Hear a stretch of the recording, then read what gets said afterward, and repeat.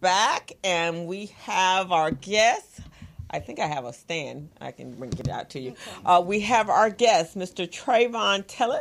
Yes. And he is from an organization called Manhood Camp. It's a nonprofit organization, and they offer 10-week life skill programs focusing on empowering at-risk young men towards safe and productive behavior. Their program is aimed to impart 4 main principles. First one is self-awareness. Second one is self-empowerment. The third one is personal responsibility. And the fourth one is social responsibility. And the program is broken into 10 separate classes. And these classes are conducted over a 10-week period, and each class is structured to allow both clear and concise instruction as well as maximize student participation. And we are very happy to have you. He also has his co-founder of the organization, yes. Mr. Mark Winkler. Yes. He's on his way. You know, he's in LA traffic, and you guys all know how bad that is. Oh, yes. I know. I was flying from LA. From Hollywood. Well, it's horrible, right? So we understand. Well, when he comes in, we'll bring him in. But in the meantime, we'll talk to one of the founders, Mr. Travon. So at the break, we were talking on what inspired the launching of Manhood Camp. So can you tell us what was the inspiration behind that? Well, the inspiration is when I was younger, I lost my father at a young age, 9th grade. And I felt that in order for me to navigate through life, I had to, pick and choose, guys that I can, get guidance from. Mm-hmm. One was my football coach from Crenshaw High. My other one was a teacher, Mr. Johns, from Crenshaw High, my print class, and my grandfather. Mm. And those are the guys that kind of helped me through and navigate through high school because, I did.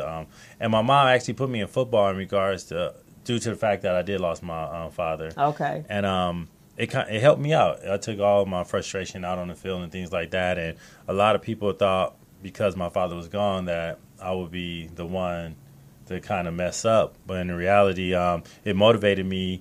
Went to school and got my bachelor's degree in sociology, minor in psychology, and I started my master's program in social work this August. Oh, fantastic! Well, congratulations! Wow. That is absolutely wonderful. And both parents are needed in a family, mm-hmm. right? And even if you have a very strong mom, men definitely need. Mothers mm-hmm. cannot teach their young boys when they pass adolescence to be men. That is so true. I agree. I have a lot of friends that did have strong mothers, and they did a great job. But it is that one thing that could miss. What a father can teach a young man. Yeah. That's why I have my son with me at all times. Mm-hmm. Yeah. My son is with me half the time. I guarantee you that he's glued to my side. Yeah, because it's important. And I think even as a female, I think, because I didn't grow up with my parents. I didn't grow up with my natural father, my birth father, but I did grow up with a stepfather. And we could have just skipped all of that. But I do know that my mother raised me to be a very strong woman, mm-hmm. but there's no balance if I didn't have a strong father mm-hmm. to be able to bounce off of that, right? Mm-hmm. So I do know that is a part of me that would have been different. Right. There was another part of me that would have been different if I had that input of a strong father. My family, my father left the home when I was 7th grade, I think 13 years old. But my mother, it was important for my mother to make sure my dad was still around. So we still had an example of a strong man that was there. He came by the house whenever he wanted to. My mother was like, I cannot date, we're not together, but I need my kids to be able to see their dad whenever. So he stopped by. We saw my father every day, and then we even moved in with my dad. Okay. My 12th grade year, I lived with my father. Okay. He got all the kids. My 10th grade year, I went to my dad. So she made sure that during our high school years, mm-hmm. we were with our father for half that time. Yeah, that's very, very We got important. a chance to see him go to work every morning. We got a chance to see him, how he interacted and talked to my mom and handling conflict because they were not married. We got a strong example. Right, and that's important, isn't it? Mm-hmm. No, I agree with that. My co-founder, Mark Winkler, his relationship with his daughter, and it's amazing because I always say I didn't want a daughter because I thought it was really hard to raise a daughter. But it could be. It could, right? But I have seen him in the past where he'll go pick up his daughter for a date and like open up the door, bring flowers, candy, pull out the chair. And these are the things he's instilling in her so that if any guy ever approach her, if he's not coming like her father, then he ain't coming at all. Right. Oh, that's hilarious. My dad, my father growing up, my father's like probably 5'1". Okay. So my father would tell us, he was such an example in front of us. We wanted people to be like my dad. Right. He would say, don't bring nobody home taller than me. So he like 5'1". My sister told him, we see guys and be like, we can't date him. We can't date him. But he was joking, but we felt it was serious because he was such a strong example in front of us. Mm-hmm. We ended with these short guys. Hilarious. So let me ask this because that's a big, when we talk about a village, I know when I was growing up, now we did have an extended family. My godparents, there was a very positive role model there. Yes. But our children today don't even have that, do they? They don't have uncles, or it appears moms don't have male friends that they feel comfortable, that they're not dating, that can interact with their children. Well, I honestly think that they do have it, but they're not active, or they don't.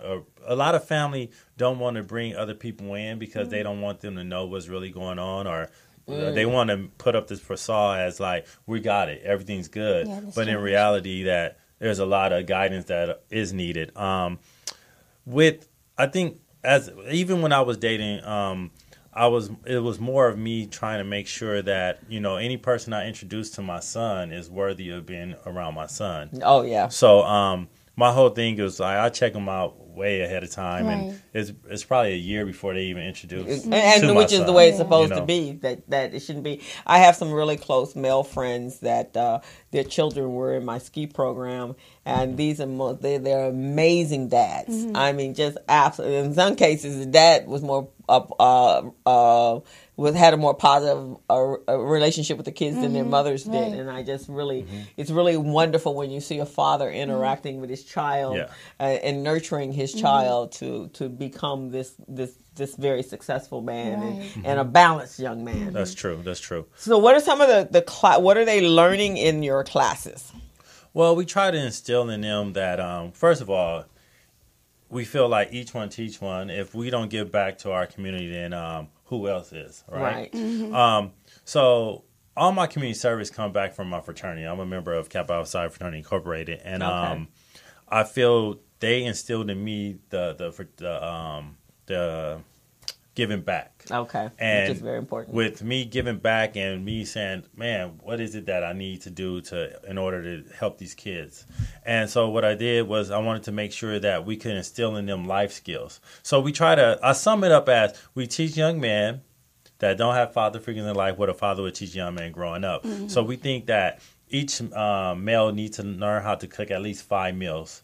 So we do a cooking program. We do diverse training, so where we don't want them to get information off the internet and choose what they feel it's about. We want them to go actually experience it. Okay. So we did a 9-week course where we went to different ethnicities, backgrounds. We went to Little Ethiopian. We went to different museums so that they can experience for themselves and ask questions, so that they won't be just seeing what they see on the internet and saying it. Exactly. We also promote. We try to promote fatherhood because some of these young kids are having kids at a young age. We do anger management. We do drug prevention. We promote higher education. We definitely do proper relationship building. Like we want to make sure that they know how to court a woman properly or build a relationship with anybody. Right. A proper relationship. Oh yeah, that's needed.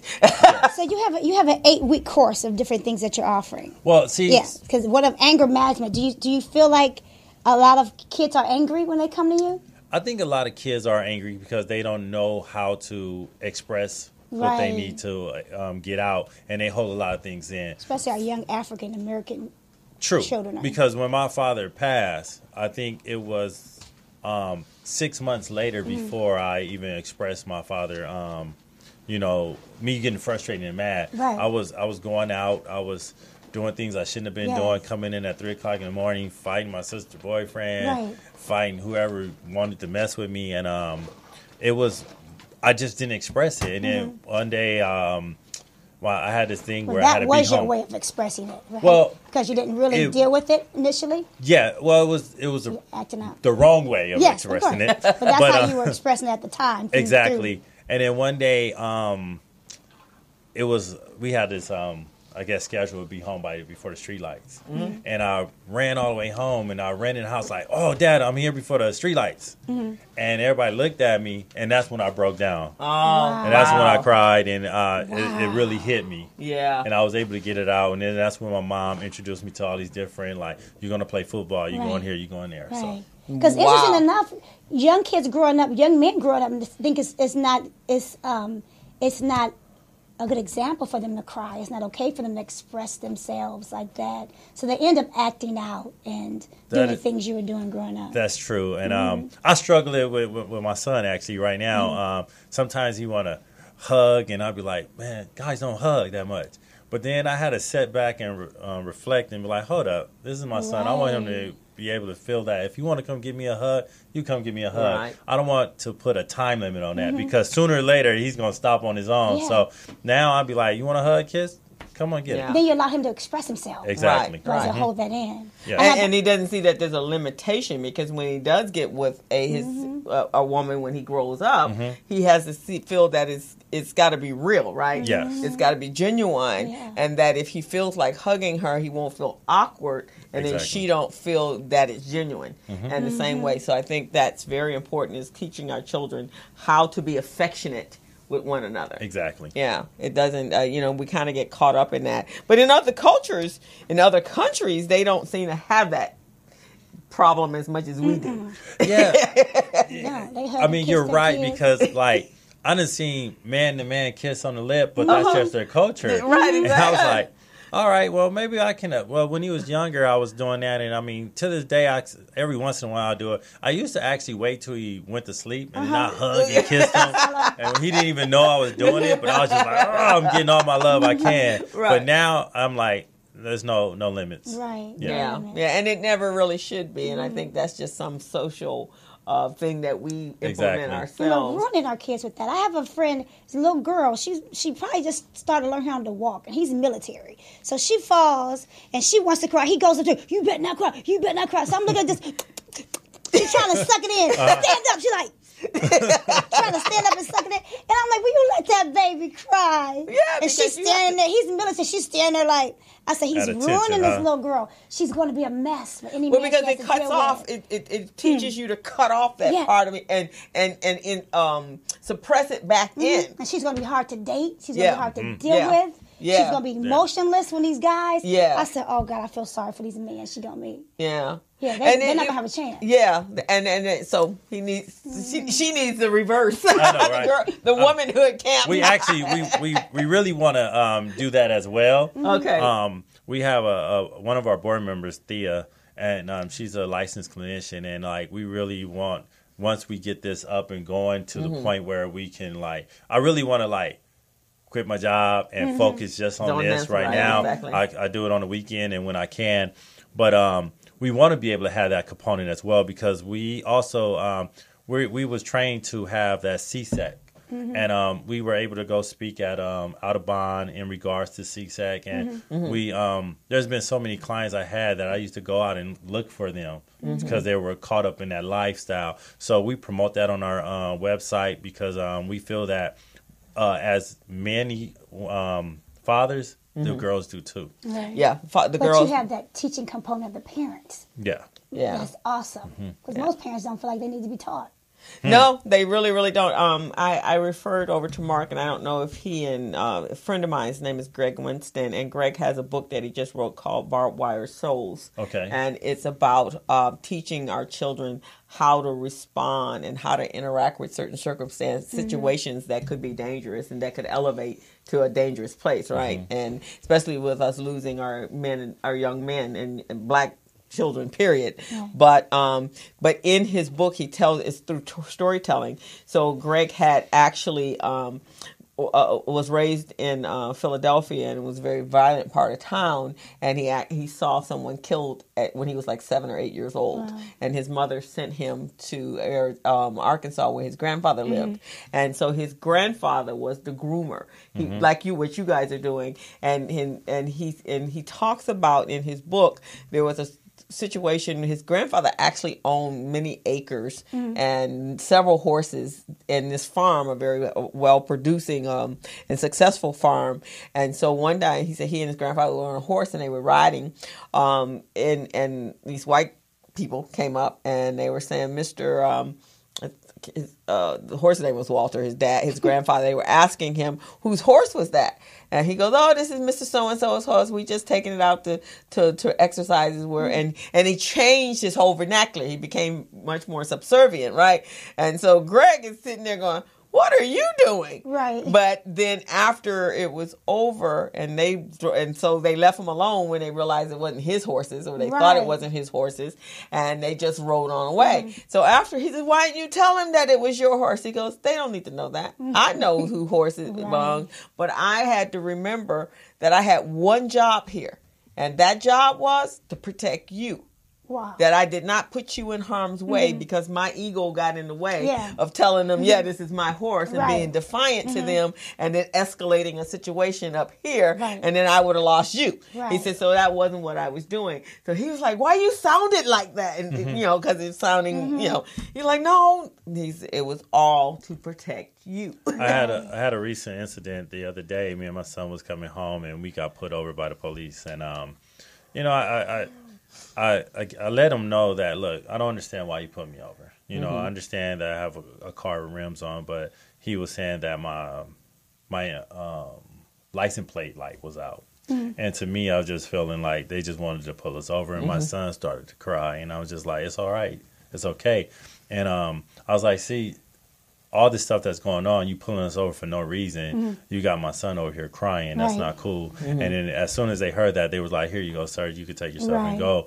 But I didn't want my son to feel that he needs to be feared, but at the same time, he needs to be okay with like expressing himself in a proper way. That's why we also have this youth and what it's called Police and Youth Dialogue, where we have the police and the youth come together, and just so that they can interact and build a relationship. Because I feel if the police, I told the police officer that one time we had this group, is that, I really think in order to stop this from going further, that if you're going to be working in this area, I feel that y'all should have some type of day where y'all go into the schools and meet the children and get to know them once a week, different and officers. That used to be a program called community policing, right? And so I figure, like, if you get to know these kids as they get older, you could be like, oh, that's Billy from up the street. He's okay. We don't have to talk to him or anything like that.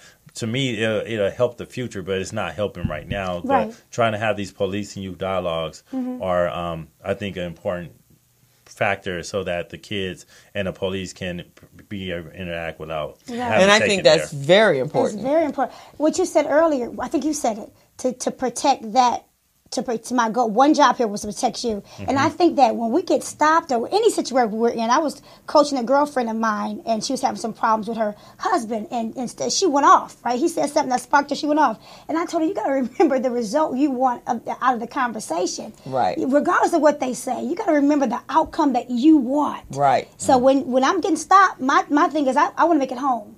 I could care less what they say. My goal is to get home safe and to make it home to my family. Yeah. So we have to. It's so important to educate our kids, and that's what Greg is doing. So and that's why I referred when I talked to Mark the first time, and I think they have reached out to each other. I'm not sure what the outcome was, but Greg is also going to be doing these life events where he's bringing in parents and the child, because it's about exactly what you just did with your child. Even when we look at last week with the 2 young men that were escorted and arrested in Starbucks, right? They remained calm, right? They could have protested, they could have done all of that, and they chose just to let the situation play itself out. So now, of course, the public, because we do have a tool, and it's called Facebook Live and all that sort of stuff, where it used to be they could do these kind of things to us, and you might not know about it until long after the fact. Now it's instantaneous, right? Yes. So the response back from Starbucks has been, whoa, wait a minute, okay, maybe we need to sit down, have some diversity training and some racial biasness. And I think what you're just saying, take what you said earlier about taking children to see other cultures, because it's really about not knowing, right? We live in, if you live in a state of not knowing, we assume that all other kids are treated differently than we are. True. White kids don't realize we're all raised the same. There is a mother-father handbook. It has the same cliches. Right. Open my refrigerator door, I'm gonna knock your head off. Stand in front of my refrigerator. All of us, we can say things that our parents said to us, and they will be the exact same. Like there was a handbook somewhere out there that was passed down in the maternity ward, right? And so it's the same thing. And children don't see color themselves. True. Because they play with each other. Right. It's not until the adult actually intervenes and they put their racial biases over into it. But we're all the exact same. That is true. And we actually have this other program we have called Fatherhood Circle. And because we're trying to reach out to more fathers to be active in their kids' life, or even if fathers trying to be active and have to go jump through hoops and loops to get there. We do this once a month on the fourth Saturday at the Crenshaw Mall Community Center. Oh, really? And we have one coming up on the 28th. Oh, okay. And last time we had a lawyer, we had a therapist there to answer questions for fathers and we tell them this is not a mother bashing event. This is actually coming out because we want to we want to reach as many fathers as we can so they can teach those life lessons that we're trying to teach their now kids. That's not on your website. It's actually it's just a new tab we put on there. It's on there, but it just recently happened. It started last month. Awesome. Yeah. We have to repeat that again before this is over. Okay. The last program you were talking about, is that the Behind the Hoodie program? Behind the Hoodie. Is that a little different? That was in regards to the Trayvon Martin incident. Okay. Yeah. Okay. And it was a youth speak out, but it's similar to the same thing. Yeah. Now, what are the kids, because I know what the parents are saying, and obviously we see the kids in Florida speaking out on the killing that took place in Parkland. What are our children saying what are our children saying about what has taken place with the Trayvon Martins, and how are they feeling? Do they feel fear every time they walk out their door? I think some of the kids are feeling fear when they go out. Because it's a shame. Like the other day, you said just a few minutes ago, you were like saying, "Man, I just want to make it home," and we shouldn't have to feel like, "Man, I want to make it home." That shouldn't even be in our vocabulary when if we get put over or anything like that.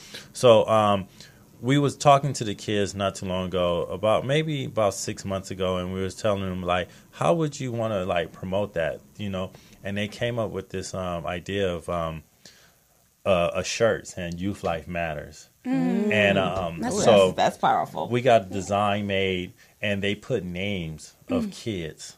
It was like all over the shirt, just different names with the silhouette of kids on it, of kids that got taken out the world by either violence or a police officer. It wasn't no like bash at one thing. It was just wrongful killings, being at the wrong place, wrong time. And one of the boys was like, "Man, I want to put my cousin on the shirt, his name."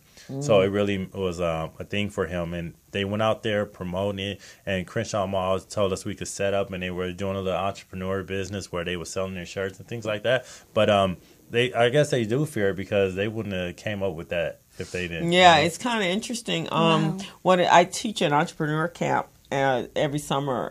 It's called the the Biz Camp, and I do it in conjunction with the Urban League. And so last year, when the kids were creating their businesses, one of the young girls created the business prototype or business model was that on the back of license plates for children that have disabilities. In this case, this was